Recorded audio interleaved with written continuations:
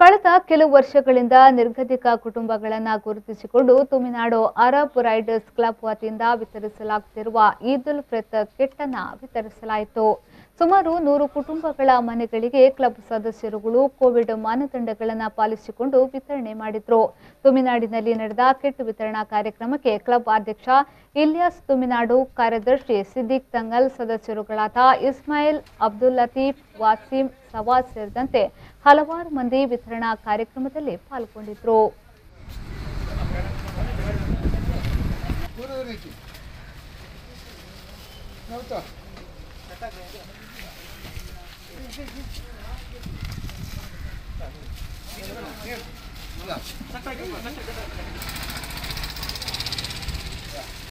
Arab Riders arts and sports ക്ലബിൻ്റെ ആഭിമുഖ്യത്തിൽ വർഷം തോറും പെരുന്നാളിന് ഭക്ഷ്യ വിതരണ കിറ്റ് കൊടുക്കാറുണ്ട്.